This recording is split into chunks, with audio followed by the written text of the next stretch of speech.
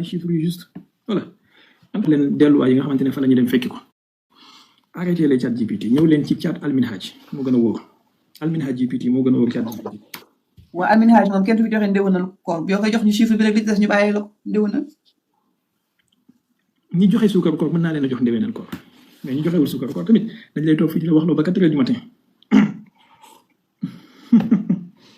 donc ngay gis nit kooku noonu moom moo jàngalee éthique boobu en fait ak tamit soutenir wala venir. là dama lay tegal ki nga xamante ne mooy le porte-parole de la francophone de l'armée du Sionistan mu ngi tudd colonel Olivier Rafchuis xaw ma seen turum kii yooyu rek en tout cas colonel Olivier quelque chose de là écoutez-le. Nous sommes dans une guerre et dans un conflit d'amplitude biblique. Nous sommes dans un l'État d'Israël était menacé pendant des années par une puissance qui veut le détruire. Encore aujourd'hui ou hier, le guide suprême et un des assistants ou un des dit qu'ils veulent détruire l'État d'Israël.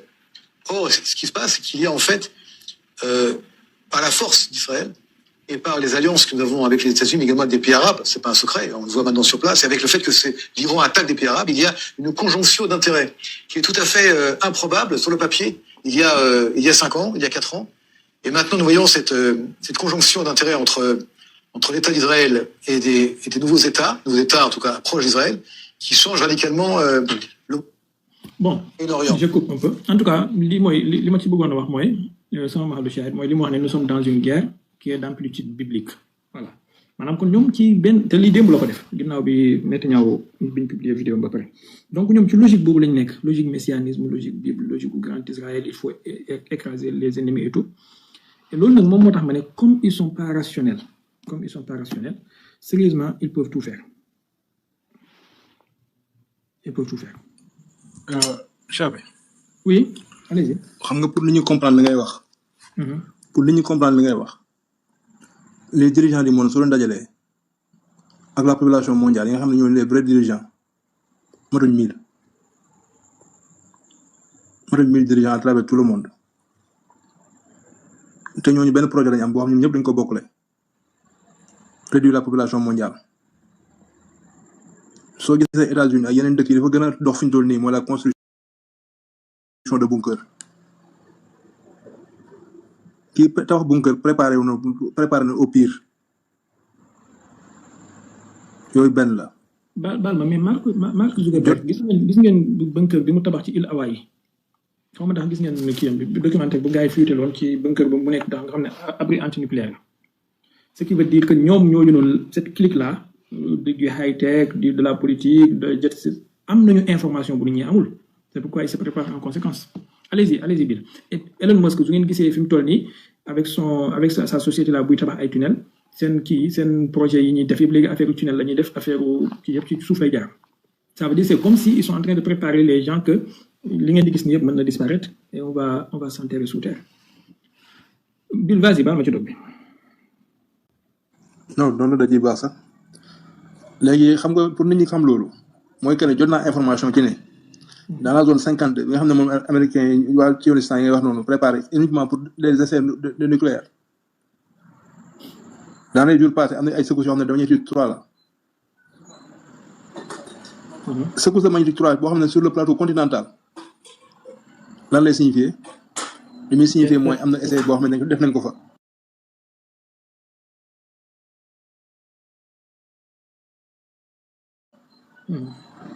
C'est que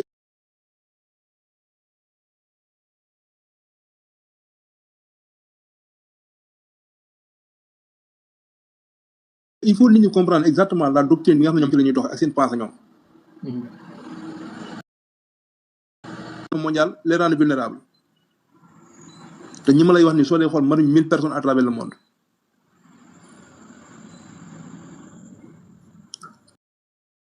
plus parce que problème mooy ñoom benn affaire lañ am ci seen ordre mooy li ñu bëgg mooy le contrôle mondial. mais boo may bëggee am le contrôle il faut nga am benn foule bu restreint man ko contrôler parce que problème mooy lu fi foule bi gën a bëri contrôle bi gën a jafe. ci bëgg a imposer benn gouvernement mondial jël la santé ba ko def benn santé boo xam ne mondial la ñëpp topp ci benn ligne bi nga xamante ni amatul benn décident imposé la kon muy ñëw à petit feu ñu préparé pour dindi l'argent fiduciaire bi nga xamante ne mooy l'argent liquide bëgg laa dugal ci li ñuy wax lan mais loolu yëpp boo dee xool ce sont les moyens de contrôle ak seen projet nit ñi xam ne ak seen projet golden billion bi kon dafa war a am benn 1 milliard d'euros bu nga xam ne le monde est trop peuplé.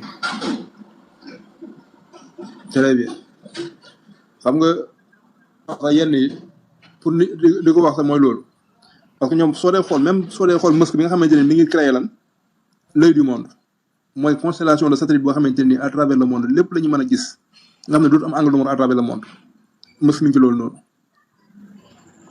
lépp lu la théoriser sur le cinéma ce sont des projections à venir yoo xamante ne nii dañu la koy tegal pour projection à venir loolu mooy lan mooy que ne fexe ba manipuler les masses bañ comprendre que ne lii mën na nekk te mi ngi ñëw préparer psychologiquement la population c'est préparer psychologiquement la création à venir léegi nit ñi il faut ñu comprendre exactement que ne ñi nga xamante ne ñoom la ñu seqal affaire bi ils ont ni éthique ni moral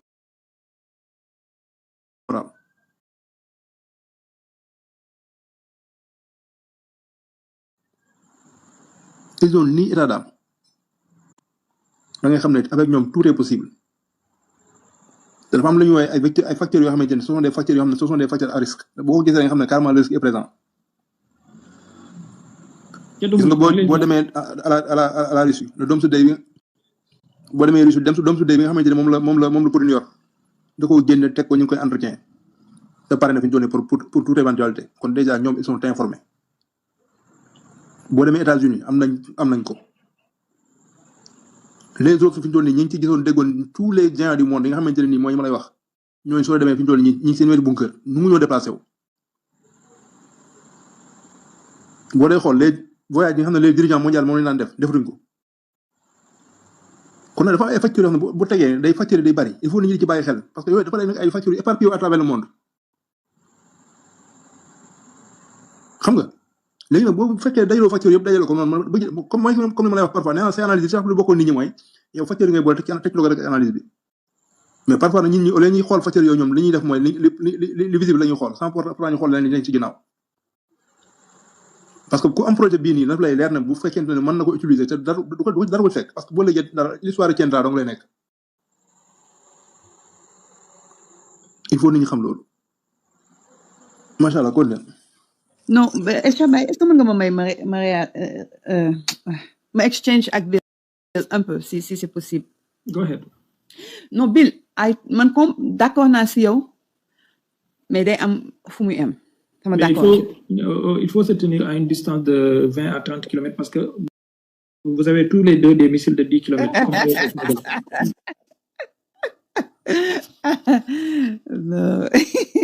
donc Bill loolu c'est vrai am na que vraiment 1% de la population ñoo contrôler le monde le reste les lobbies sont minimum but powerful ci seen gis-gis xam nga moo wax mais il faut savoir que ne dëgg la ñoom ils avaient programmé pour que àdduna bi wàññeeku et que seen target non seulement xam nga c'était l'Afrique tu te rappelles Bill c'était l'Afrique ils avaient même prédit des chiffres gigantesques ay millions et des millions et des millions d'Africains ñooy dee bu ñu créé seen Covid-19 bi la Covid a pris la fuite genre kopp Cheikh Baye ñoo daax Covid ñu naan suñu ay jinjeer Covid bi xajal ñu konte am nañ ñoom seen programme ba le monde man nag li may wax nag ça n'engage que moi j'en parlais avec ma mère sànq fekk moom tamit comme genre Cheikh Baye la elle est retraitée toog di xool di lire di analyser di écoute dëgg la ñoom yàlla may na leen waaye adduna bi aussi est contrôlé par Dieu am na ñoom fu ñu mën a yem there's just so much anybody can do parce que chaque jour ñu jël kenn ci ñoom dugal ci jàkk dem ci suuf est-ce que xam nga ne fii am nañ fii San Antonio benn area boo xam ne milliardaires yi am alal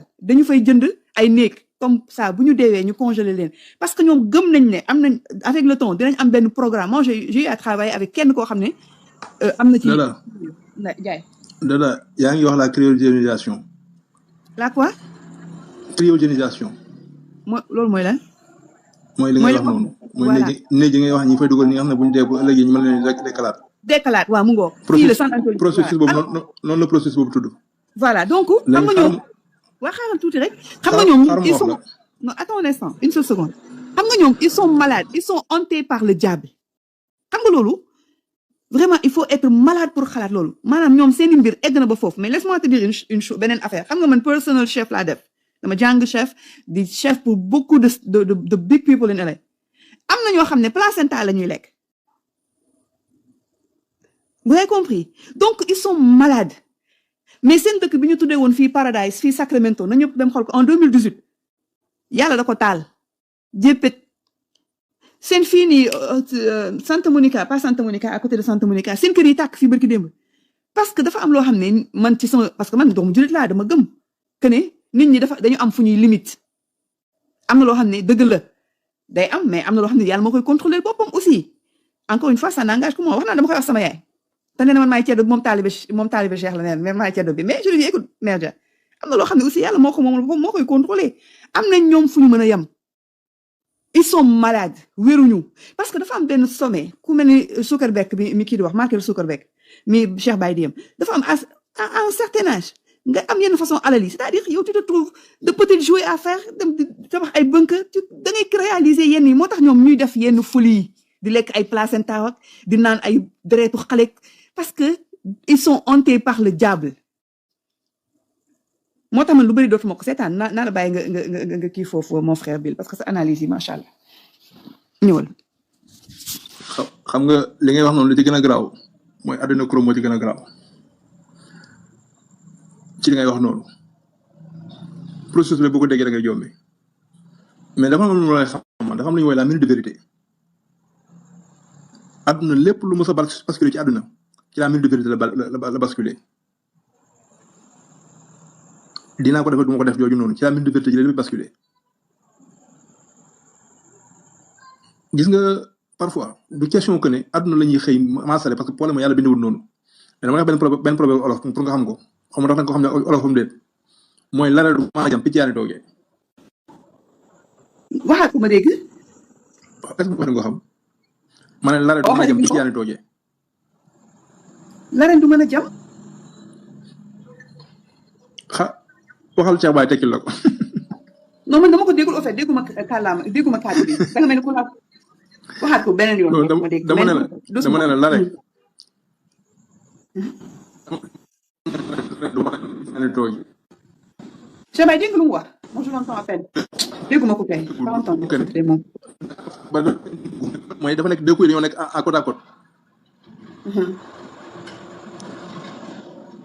comprendre li ma la wax. da nga amoon benn dans cette minute de vérité loolu dans cette minute de vérité là. da nga am connection problem. waaw dama ne la lare du mën a jam picc yaa ni toogee soo ko déggee loolu une pierre deux coups la. léegi nag dans une pierre deux coups boobu noonu ngay dégg mooy que ne dafay am lu ñuy wax l'instant T mooy la minute de vérité comprendre li ma la wax.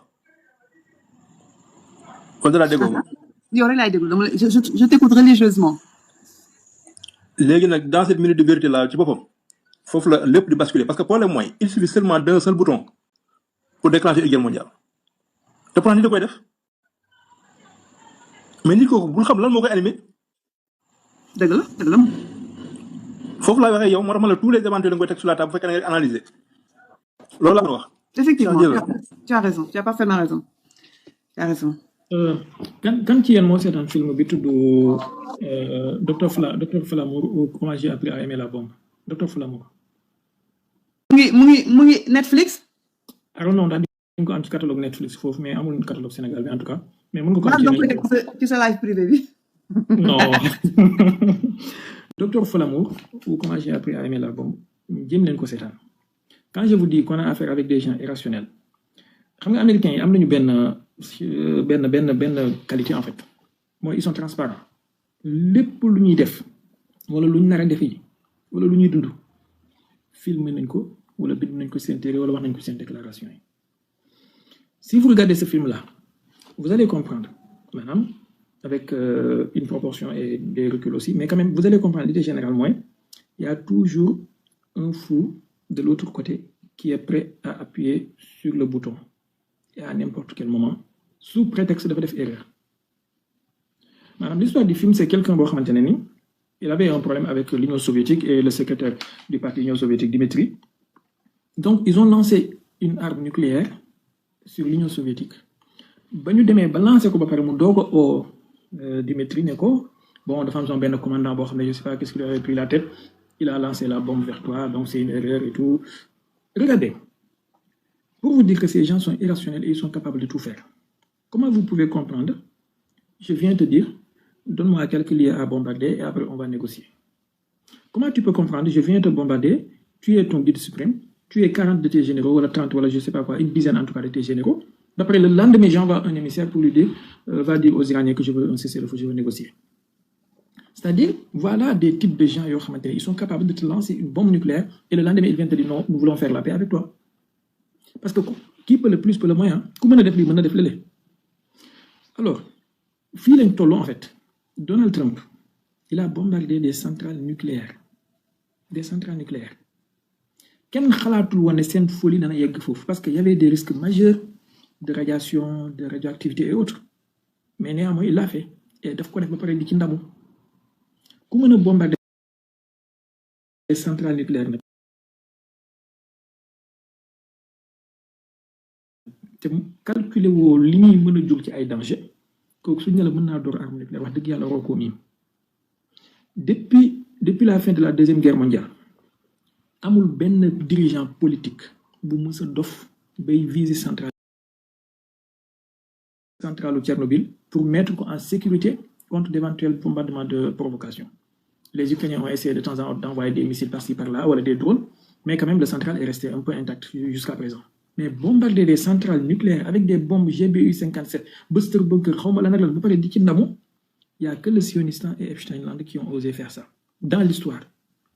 Et actuellement, nous avons bombardé des centrales nucléaires aussi. Bombardé Asfahan, bombardé des centrales nucléaires de Téhéran. Madame, est-ce que vous avez vu la fumée qui a couvert tout le Téhéran, Barkati Dembou, parce qu'ils avaient bombardé, c'est fou là, ils avaient bombardé bien un dépôt de pétrole central de Téhéran. Presque Djamou Téhéran, mais dafa mel ni daf ñoo amone ñu koy waxé sax éclipse. Waaw. Éclipse. Madame, ku sañ a def lolu ci bëccëg. Téhéran, c'est une ville de combien? 13 millions d'habitants. Ah, mais quoi? Waaw. Bul fàtte ne ba léegi ñoom sionistan yi ñu ngi utiliser phosphore. Phosphore blanc, voilà. Léegi dada am phosphore blanc bi def. Même des bombes à uranium appauvri ñu koy utiliser ba léegi. Non, pas du tout. Ah dada. Non. Phosphore blanc xam na lay def. Non. dafay consommer oxygène lay consommer. Dafay asphyxier les personnes alors. day consommer oxygène lay consommer. Hassan Nasrallah bombe yi ñu ko reyee bokk na ci yu amoon phosphore blanc. Loolu bokk na ci li ko rey. Waaw. Wow. C'est comme si da ngay étrangler nit ki en fait. Léegi ñu sañ a def loolu. 21e siècle. Ci Liban yaa ci semaine bi utilisé nañ fi bombe bu am phosphore blanc. Déggoo benn condamnation politique au niveau diplomatique mondial nangam parce que c'est le sionistan, le peuple élu de Dieu, lu ko neex lay def. Mais regardez explosion bi amoon Beyrouth en 2020. Nga xam ne am na ñuy wax ne peut-être bombe nucléaire à faible puissance lañ fa utiliser peut-être. Mais même bu fekkee du bombe nucléaire à faible puissance. Des dépôts d'ammonium, nitrate d'ammonium yu explosé. Explosion qui est semblable à une arme nucléaire. Mais jusqu'à présent, loolu teewul sionistan ñi ngi continuer di utiliser phosphore blanc, ñi ngi continuer di utiliser des bombes à uranium appauvri. Des bombes à uranium appauvri, bon, je sais pas à quel pourcentage la ñuy utiliser ñoom, mais ku sañ a def loolu li ma bëgg a wax mooy ku sañ a def loolu buñ ne la utiliser na bombe à uranium qui est renforcée bu ko weddi. Ils sont capables de tous ces gens. Tout. Il faut juste se préparer en conséquence.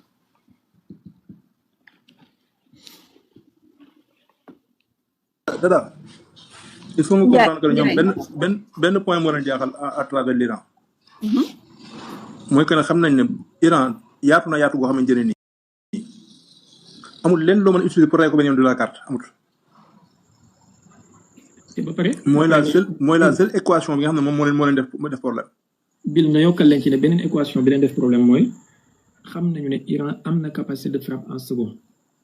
Mooy seen installation nucléaire seen installation de missile souterrain bi ñu def nga xam ne c'est à l'image de projet bi américain yi amoon muy projet Peacekeeper finalement ñu abandonné ko iranien yi reprendre ko Kira vas-y fais une demande modérateur yi jël leen ko su defee demande donc iraniens yi ils ont une capacité de frappe en second et actuellement ñoom xam nañu ne iraniens yi am nañu capacité de fabriquer même une bombe ça c'est pas un problème ce sera pas un problème pour nous Bill ba met sa micro yu dafa mel da nga ko fàtte merci donc ça sera pas un problème pour les iraniens de fabriquer une bombe sale et ce sera pas un problème à long terme ou dans quelques mois de faire une tête nucléaire donc s'il bombarde nucléairement l'Iran il y a deux options modérateur yi su ngeen gisee demande Kira s'il vous plaît ngeen jël ko il y a deux options soit ñu bombarder les centres-villes ce sera Téhéran wala Mashhad wala Qom wala Isfahan soit ñu bombarder les installations nucléaires souterraines Fordo Isfahan Natanz léegi l'un dans l'autre benn bu ñu ci mën a viser wala ñu viser dans les deux les Iraniens ont une capacité de frappe en second qui se trouve pas dans ces lieux-là waaye nag ñoom xam nañu ne y a deux choses qui retiennent les Iraniens benn bi c'est d'ordre technique beneen bi c'est d'ordre psychologique bi nga xamante ne c'est d'ordre psychologique mooy tey Iraniens yi xamuñu suñ demee ba nar a bombarder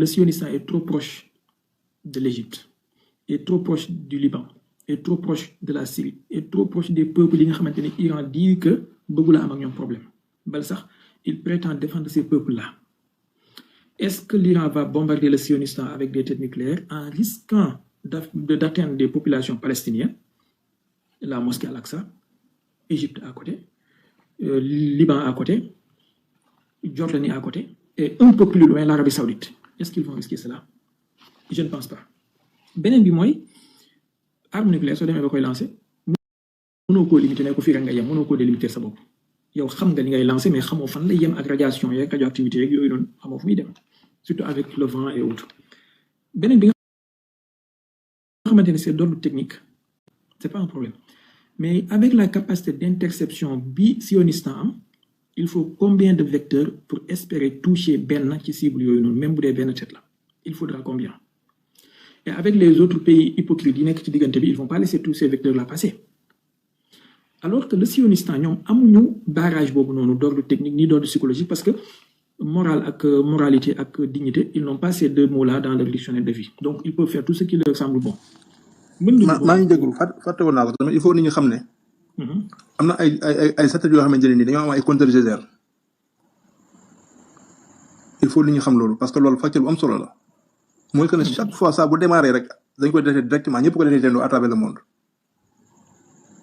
mais tu es sérieux ñun kon ñun xamuñu ne xew ci àdduna bi ñun xam nga lan lañ tal soxna Dada déedéet ñun on est dans un pays de Adamo de Ouzin Keïta de Pape Ndiaye Thiopet ñun foofu lañ toll ak kan moo war a nekk candidat 2029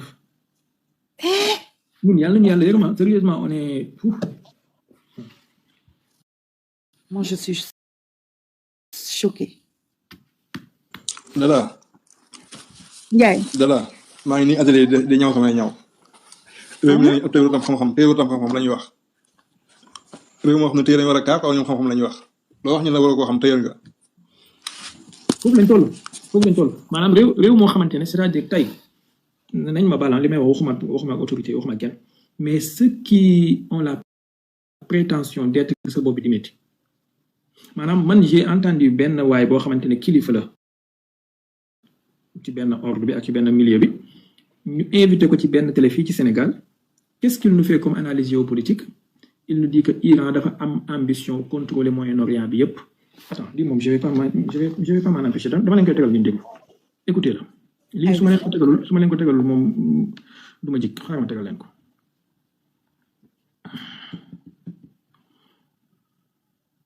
fa ya rabbi faghfir li wa tahdi fu'aada man yuhibbu alladhi ahbabtahu mustafa al-umam wa tahdi bihi ajnaas khalqika wa warfa'an bihi raayat al-islam wal taksir as-salam mu ngi nii déglu leen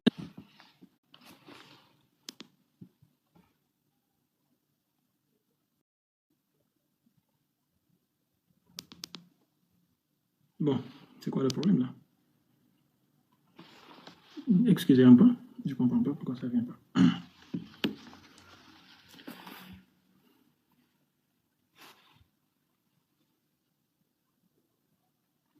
وتهدي به أجناس خلقك وارفع به راية الإسلام والتكسر السلام voilà وزده من العلم الشريف وقش به لدى المصطفى.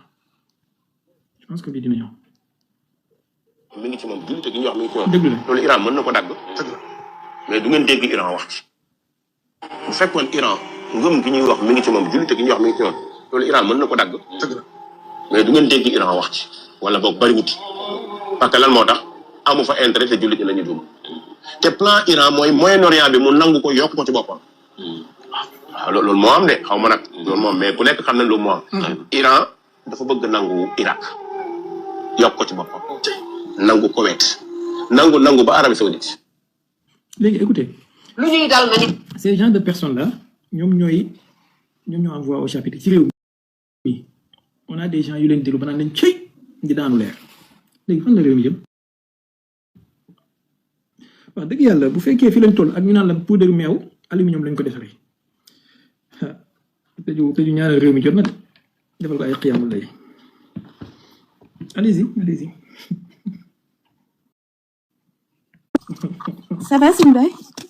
Kira, ça va bien, na nga def? Oui, ça va. Alhamdulillah. Naka koor gi? Sant bu baax, alhamdulillah. Dada, c'est ton élève? Dada? Oui, ci sa taalibe la bokk. Non, man aw ma ay taalibe. Dada kay ci waa daara ci kër gi la bokk rek di ñëw di participer comme tout le monde. D'accord. Je suis pas un mara qui a des talibés là. Ah, vous ne vous connaissez pas en dehors de TikTok? Vous ne vous connaissez pas en dehors de TikTok? Non, TikTok la ñu xamante. dañu ci wax ci islam nag wax ñu ci leneen. L'islam lan la wax ci ku la tooñ en milieu ci en public xas la saaga sa yaay ñu ne ko kii yaayam gaañu na mu ngi def kay fekk ba ci cimetière yi fi sama. Qu'est-ce qu'il y a?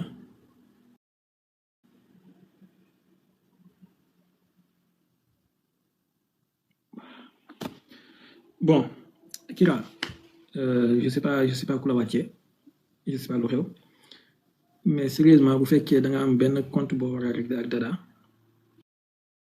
s'il vous plaît c'est bon jàpp ci rek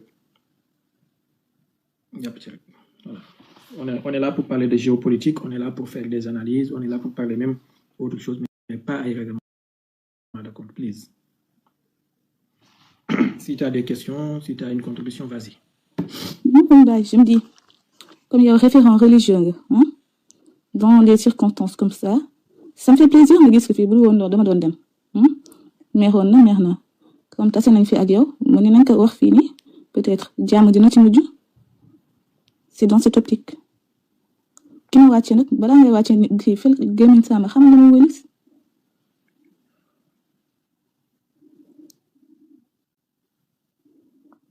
C'est dans notre culture bu xuloo amee yenn yi am fa kii nii jàpp ni kii bon ku nekk jàpp sa kii bon qu'est-ce qu'on fait? On va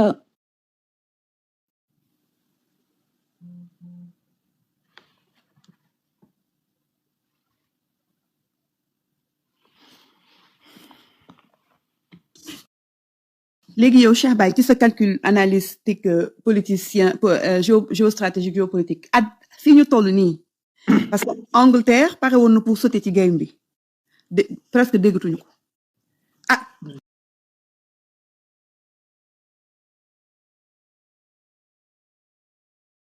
parce que man yow rek laa siy déglu au fait je suis très sérieuse gisoon naa France aussi jëloon ay devant man déglu ma CNN man Cheikh Baye TV laay déglu wax naa dama lay tricher soo amee bac ma am bac. xamante ne nii boobaa au lieu ngeen di dem ci CNN au lieu ngeen di dem ci Walf au lieu ngeen di dem ci Al Jazeera vous viendrez sur Al Minhaj et vous aurez des analyses de haute facteur. léegi man je vais faire il faut mu nekk sax lu ñuy participer parce que bon man li may wax nag wax dëgg yàlla warabul kaaba ça n'engage que moi. Écoutez-moi hein? Man j'ai à truc man lii sama dinaa utiliser mot bi dak ma yàgg fen loo te man damay nangul nit nag damay def sama stratégie yow nga wax lii je dis je suis pas d'accord avec lui mais c'est comme si yow géopolitique, moi, j'ai jamais vu une personne, bon, géopolitique, c'est comme du algèbre. 1 plus 1 égale 2, tac, tac, tac. C'est-à-dire, piece of puzzle, bu nek, dang koy dugal fu mu wara dugg. Moi, je dis qu'il y aura pas de guerre. Nga ne ma yagatul. Jour pour jour, 3 jours après, ñu attaque. Vous avez compris? Donc, moi, quand je dis, il y a meilleur si domaine bi, je déglootuma kenn. Damay xol rek suma la séné ñëw tok yenn say ma taxaw ci fenêtre bi parce que damay sonn. Et j'écris. Donc, quand tu parles de géopolitique, moi, j'écris. Légui nak bo trouvé fossé. At this point, yow lan mo ci ce take ci sama ci sa xam nga soxna Dada géopolitique am na ci loo xamante ne xëy na capacité analytique la may yàlla la xëy na nit ki mën a am cerveau buy màcc ak di xelli quoi am na loo xamante ne nag sopp moo koy yóbbee nit par exemple savoir lire et di gëstu être curieux bañ a am rek benn paresse sur la quête de l'information man personnellement dinaay déglu les médias de masse les médias de grand chemin dinaay déglu les médias alternatifs mais dinaay déglu itam les conversations et les discussions hors médias c'est-à-dire les discours les communiqués les tweets yi nga xamante ne moom la yenn autorités di envoyer et après j'essaye de faire marcher ma capacité analytique de lire entre les lignes bon am na loo xamante ne peut-être ay informations la ay je dirais pas des voilà tu as un peu des accès ci yenn sources privilégiées yi qui te disent voilà telle chose voilà telle personne a pris telle décision telle chose va se passer et voilà maintenant man attaque bi samedi la xew personnellement j'ai su que la question de l'attaque contre l'Iran c'était une question d'heure et de temps depuis fin 2025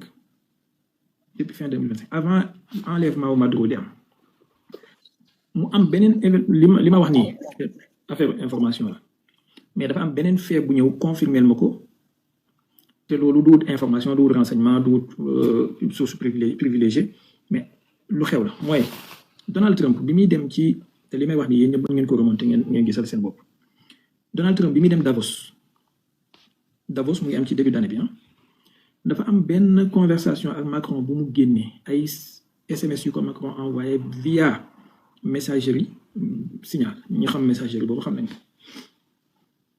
lan la ko Macron wax je vous résume bokk na ci li mu ko wax je comprends pas ce que tu fais en Groenland par contre on est sur la même ligne en Syrie et on peut faire de grandes choses en Iran pour képp ku am xel tuuti wala nga am tusngal ci say bët ci wàllu géopolitique tu savais que la décision était actée ils allaient attaquer l'Iran et ils vont le faire de concert on va faire de grandes choses Cheikh bi baal ma gis nga li nga wax noonu même contexte boobu noonu avant attaque Syrie bi avant attaque Syrie les mêmes dirigeants waxtaan nañ loolu attaque Syrie bi avant attaque Syrie bi ci laa xamee ne 3 mois avant Syrie xamoon naan dina ñëw Syrie exactement jaajëf bi donc gis nga soxna Dada yu mel noonu soo ko xamee wala soo ko gisee ay indice la bu fekkee am nga tuuti tic ci géopolitique wala am nga ay tus nga ci sa bët comme ni ma koy waxee tu sais que y a quelque chose qui va se passer beneen bi mooy comment ça va se passer ak qui seront les alliés qui seront les parties prenantes di nga mën a am une idée en fait maintenant mu des source privilégiée yi ngay am attaque bi samedi la am man mardi soir la nuit de mardi à mercredi je sais que la décision a été prise pour début week-end bi ñu attaqué Iran. Non, comment est-ce que tu as su ton chat? Dès que nous avons une source de mon côté dévoilée. Sérieusement, source privilégiée, le Cameroun. Ah, d'accord, je te le concède. D'accord. Y a pas... Mais sérieusement, mardi soir, je savais que la décision était prise et je savais même que ñaata munitions la ñuy utiliser dans un premier temps ak yan xeetu munitions la ñuy utiliser. C'est-à-dire que la première attaque devait être faite avec des missiles de croisière Tomahawk, des JASSAMS ak des standoff weapons yoo xamante ne ay drones ñoo koy envoyé ay drones Hermès 900 ak Air-1. kon yow su koy mi gisoon nga ko. bon su koy 35 ans. waaw Dada. Ndiaye. am na tamit beneen élément boo xam ne boo ko dee topp Pentagone. Non, on est d'accord. xam nga Pentagone. waaw vas-y bi. xam nga le Pentagone dafa am la ñuy wax ne livre de pizza lu question que pizza la ñuy livré mais ça boo gisee ne Pentagone am na mouvement bu intense ci benn journée soo toogee les jours ci suivent da nga xam ne exactement am na lu ñu préparé. Tu es informé on est d'accord mais man aussi dama basé sama stratégie d'ailleurs loolu xam naa mu ngi gudd si pour Cheikh Baye damay bàyyi ba beneen yoon boobu question laa ko bëggoon poser parce que dama koy bindal moom ay question ci moom rek laa mën a am yenn réponse yu may satisfaire dama am aussi man tam sama stratégie bu ma topp j'ai pas voté pour ce gars pour rien du tout parce que y a eu Trump 1 ak Trump 2 question boobu laa lay jox yow tam xam naa xëdd boo amee temps rek quand le temps permettre la ko. C'est quoi la question? La question est Trump 1 dafa ñëw ne il veut pas de guerre. Non seulement ça, il est allé faire la paix avec Russia, def la paix avec North Korea. Donc man pour rien au monde, c'est-à-dire Trump man daf ma tromper. Pour rien au monde, Trump dina dem ci guerre parce que pour man gëmul guerre. Bon, attendez, je vous dis. Personnellement, mon analyse sur Trump. Trump, c'est une imposture personnalisée. Voilà, personnifiée. Imposture personnifiée. Et je vais te dire pourquoi. Premier mandat au Trump. Quand la Fallon, secrétaire d'État, madame, espèce ministre des Affaires étrangères, c'était qui? C'était qui? C'était pas... comment il s'appelle? Mike Pompeo. Comment est mon background? Il était l'ancien directeur de la CIA. Madame, un belliciste, un belliqueux, un belliciste, un fou de guerre, un warmonger, un léplobug. C'était ce type-là. Mais tu as raison. Voilà. Nel Ben, Bank Nabara.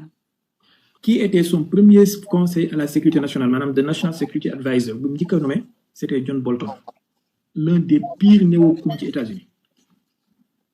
On est d'accord? Moi, je suis un moustache, je suis tout le monde Hitler. Il est pire même que Lindsey Graham, ce John Bolton-là. Il était le premier National Security Advisor pour Trump. We're talking about Trump 1. Trump 1 là, wax ni. Aywa. Trump 1 là. Légui, li ma la bëgg génneel fii mooy, si Trump était vraiment un anti-guerre, s'il était un pacifiste, il n'aurait jamais nommé ces types de profils-là qui postent stratégique humaine. Il a nommé des Stephen Miller, il a nommé des Mike Pompeo, il a nommé des John Bolton, il a nommé d'autres personnes qui ont ils sont pires que Lindsey Graham, ils sont pires que le diable. À ses côtés. Donc, madame, ce sont ces gens-là, Mike Pompeo, qui lui ont conseillé d'assassiner Qasem Soleimani lors de son premier mandat. Et il l'a fait à 100 fois. Maintenant, il était tenu depuis lors dans le tout qui m'écoute,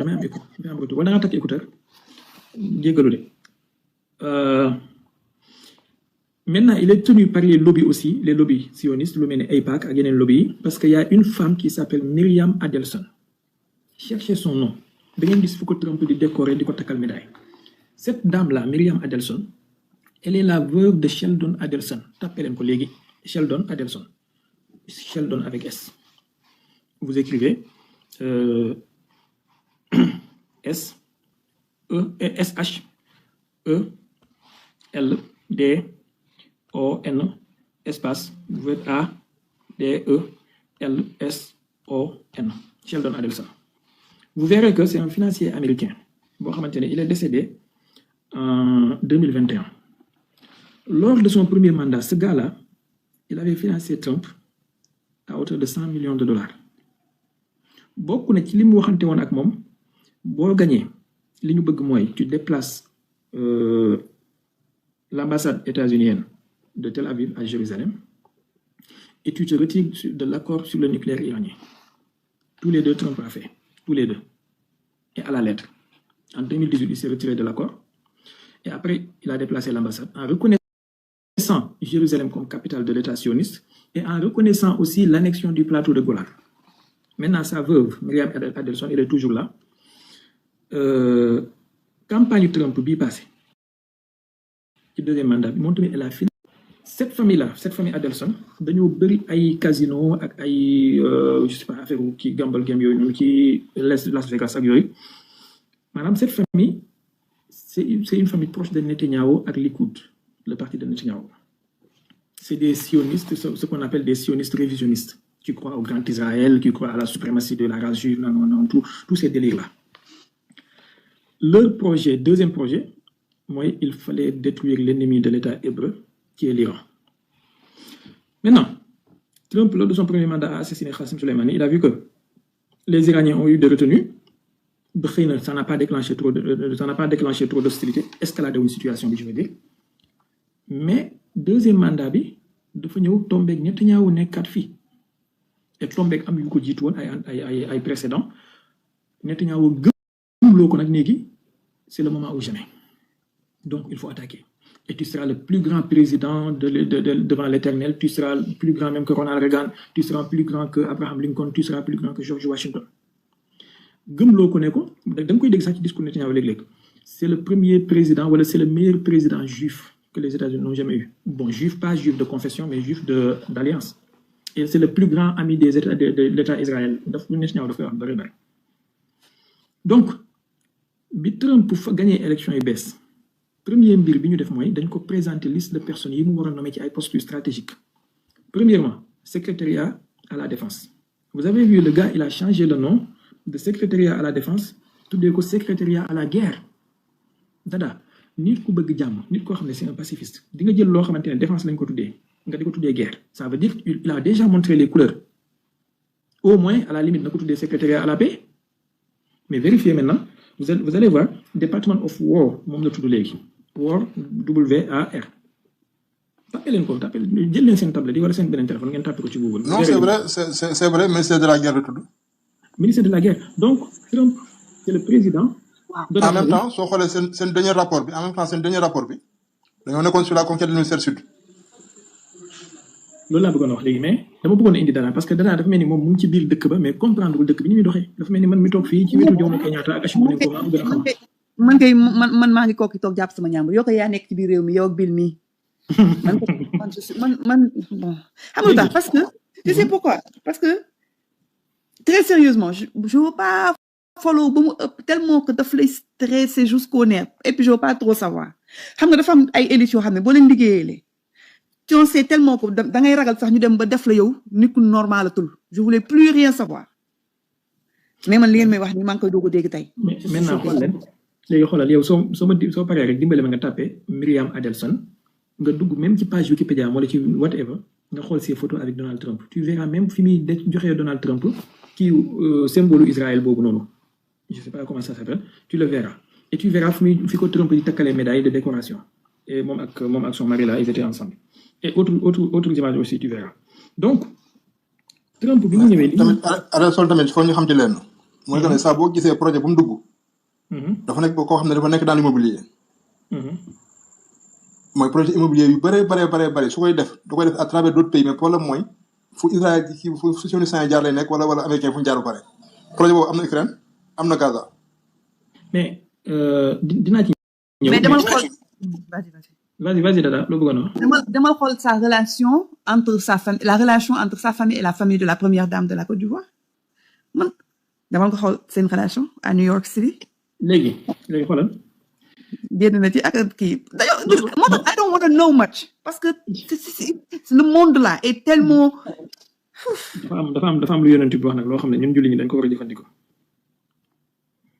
ilmu kulli shay'in afdalu min jahlihi di lekk am na ñu ciy wax ci ay affaire wér beeg ñàkk wér mais jàpp naa ne lu wér la xam lépp moo gën nga réeree ko xamal lu nekk pour buñ la mën a nax ci dara it's better to know too much than to ignore everything so yow da nga lire Machiavelli daa dafa ne ni how many times Le Prince lire naa ko 4 fois. Ok, bon. Alors, léegi semaine bee passé nag maa ngi doon liiraat kii nu mu tuddati Charles Schmitt ak yu mel noonu ci ennemi ak ami ak désignation de l'ennemi ak ami ak position politique. léegi li ma doon wax Trump bi mu ñëwee deuxième mandat li mu njëkk a def mooy tànn nit ñoo xamante ne ni ils sont des sionistes pro-sionistes et ils sont des messianistes nangam ak nangam mu teg leen ci wetam commencé ko ci le fou furieux bi mu nommé ci département à la guerre bi nga xam ne ci tatouage mi nekk ci yaramam sax am na ci benn boo xam ne kaafir la ci bind bi nekk ci loxo nday jorom si vous voulez taper rek waa ji tudd Pete Hegseth la xaw ma taper nga def tatouage di nga gis ci page ci compte YouTube moom moo ko dugalal boppam avec des tatouages yoo xamante ne benn bi ci loxom bi fii kaafir la ci bind et tu as des gens yoo xamante ne ci même les voitures américaines même seen auto américains yi nekk Iran Irak les voitures américains yi nekk Irak dañ ko bind ci devant bi lañ ci bind tu vois bëri na yoo xam ne Amérique Irak la nekk seen base militaire bi ci devant bi loolu lañ ci bind léegi xoolal soxna Dada xaaral ma tegal la benn kii boo xam ne benn vidéo boo xam ne Marco Rubio moo ciy wax di expliquer ñoom lu tax mënuñoo jàmmoo ak jullit ñi ak iranien yi te Marco Rubio mooy kan mooy ki Trump tànn pour mu nekk son ministre des Affaires étrangères écoute ce qu'il dit. According to their interpretation of prophecy, believe that it is their calling to trigger this apocalyptic showdown.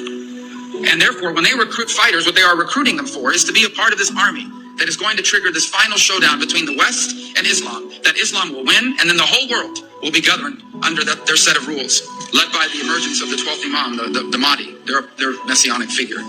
Why is this important for us to understand? And why is that important for the next Secretary of State to understand? Because when you understand it, you realize these are not people you can negotiate with. These are individuals with an apocalyptic vision of the future. And they will not stop until they feel they have succeeded in triggering this apocalypse. It, by the way, is similar to the views held by the Ayatollah in Iran. And so when people that have an apocalyptic vision of the future are growing in their capabilities in the case of ISIS, or trying to acquire a nuclear weapon in the case of Iran, you understand why it is that in many cases diplomacy and engagement does not work. Dégg nga maanaam kii tamit propos yu mel nii yow dégg nga. Are you serious? Man, I wish I didn't. I wish que ne déglu ma woon lii parce que now my whole perspective of the war has changed.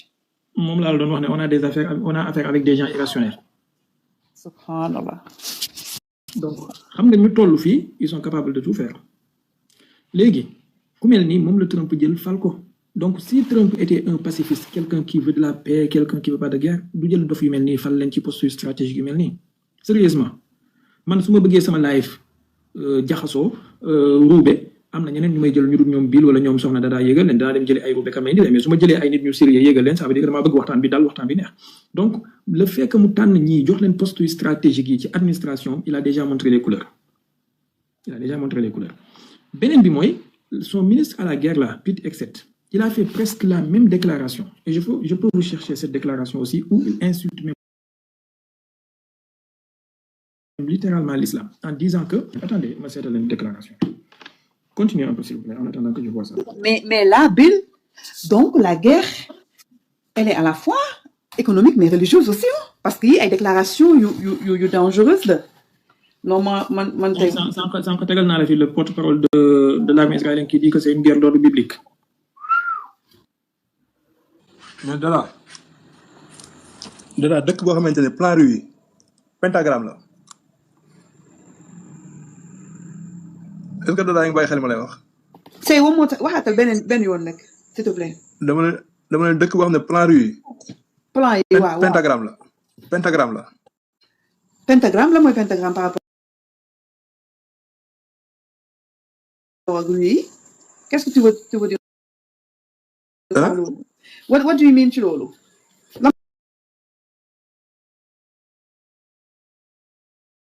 la guerre. Okay. President Trump has also been very consistent. Crazy regimes like Iran hell-bent on prophetic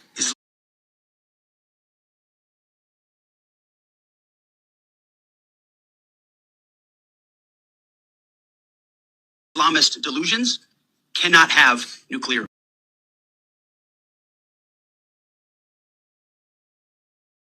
Been very consistent. Crazy regimes like Iran, hell-bent on prophetic Islamist delusions, cannot.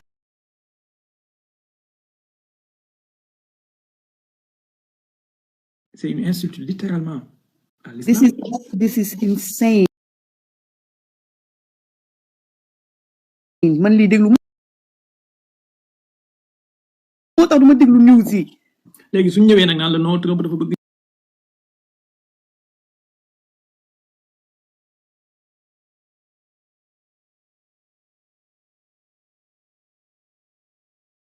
jàmm non affaire bi ay deal la comme notre ni la qui vous dit que non même xamee ne bu waaye bu ñu wax loolu nag yow tamit abu toog naan sa café yéen sa café googu ba pare dañu wax yu métti yooyu nag yow tamit mais dada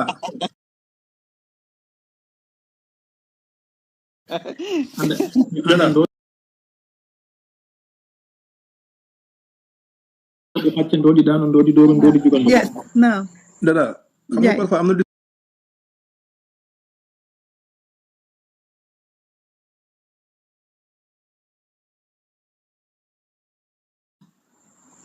nga xamante ne ni kii moo ko joué nu mu Spielberg.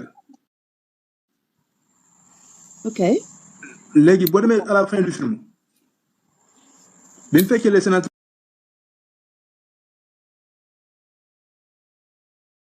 toog ci salle bi ñu toog di ko wax mun leen mun a ko yaa nii démocrate nii républicain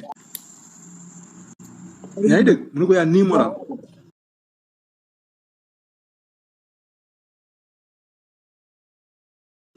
yaa nii démocrate yaa nii républicain yaa seulement ne gagné les perdants ouais suñ paree dañuy dem ci dañ nekkoon defaat dañ dem def Trump quand même il était entouré de Satan en personne. Tu savais pas que guerre bi elle était à la fois économique mais très religieuse parce que ñoom li ñuy wax ni ay these are big statements kenn du ko wax te nga jiite population boo xam ne ñëpp ñoo ci nekk. dada démb Netanyahu il a dit littéralement ci discours am attends je cherche ça ma tagal leen ko ngeen dégg il a dit littéralement que ñoom ils vont tenir jusqu'à la venue de leur Mashiach. Attendez. Léegi moom yaa fa remplace Ousmane Fall.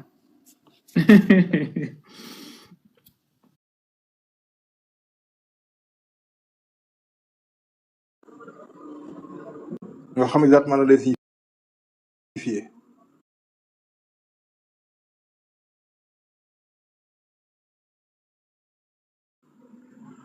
nga jël le Pentagone Pentagone nga xool exactement nan lañ ko tabax ak lan la signifier. nga jël yi nga xamante ne ñëw cadre de la Maison Blanche nga xool nan lañ ko tabax ak lan la signifier. non je sais que si c'est maçonnique là je sais ça mais allez-y Champagne. mais kii la traduction la moom il parlait en hébreu donc il y a eu la télé qui l'a traduit en anglais. Allez. And I believe we all recognize the fact that we will reach to the kingdom Thursday. Dégg nga maanaam nous allons tenir jusqu'à la venue du Messie. Même si ça de Messiah? Ah? Ouais. Bon. Est-ce que complètement à côté. 2h30 laa bëggoon a tëj. non guddi na baal ñu àq waaw. That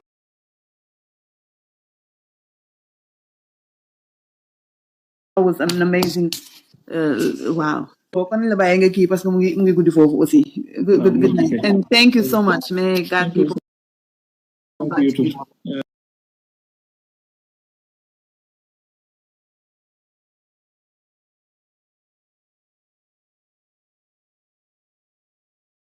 Big no.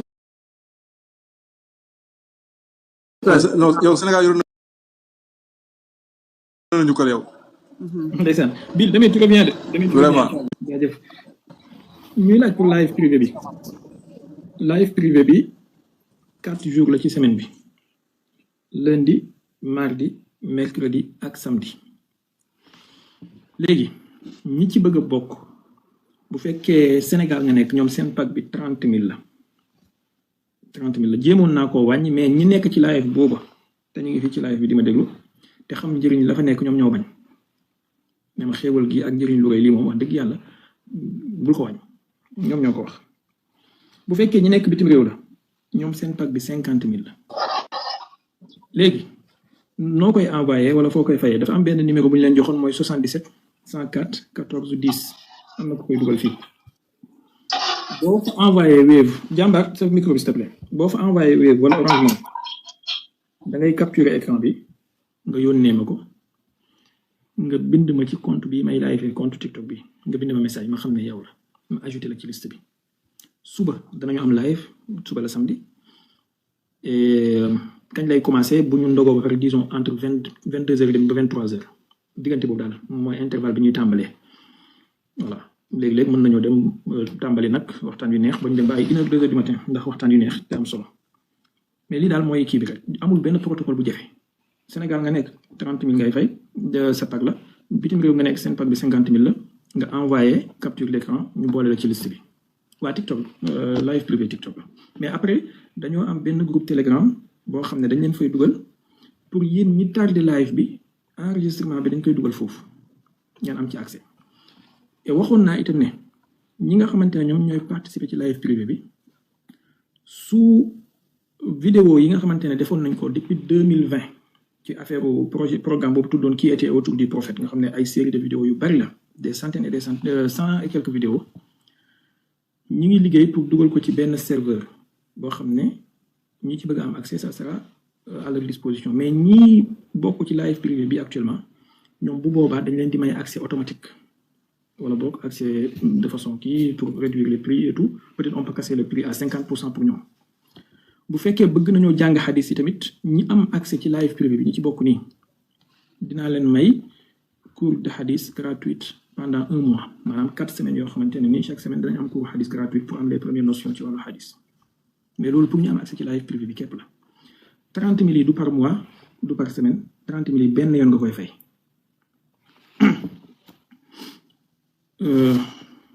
bon dafa mel ni TikTok moo ne tapoté wu leen moo tax mu may yónnee benn kii pour ngeen kii léegi da ngeen di kii après ñu kii comme ça mu kii ñu jàppandoo di àndandoo di xàccandoo di doorandoo di daanandoo di jugandoo 30 000 yi du par weer du par semaine du par jour benn yoon nga koy fay soo ko fayee jeex na doo ko fayaat benn yoon di nga am accès ci li des ci koor gi ci suñu live yi et bu jeexee dinaa leen may 1 mois de cours gratuit boo xamante ne ni cours hadis la ak yéen incha allahu taala voilà un peu ñi mu intéressé numéro baa ngi noonu 77 104 14 10 50 000 pack ñi nga xamante ne ñoo nekk ci biti 30 000 pack ñi nga xamante ne ñoo nekk ci dëkk jumaay bi 77 104 14 10 Orange Money ou Wave tu captures l'écran tu nous envoies et tu m'écris sur sur TikTok et on met ton nom c'est aussi simple que maanaam daaneel nguuru Macky Sall gis ngeen ni mu yombee woon 2024 nga xam ne amul sax deuxième tour maanaam jour élection yi à 18h tàqali ko nañu Amadou Ba bokk ci live privé noonu la yombee amul benn jafe-jafe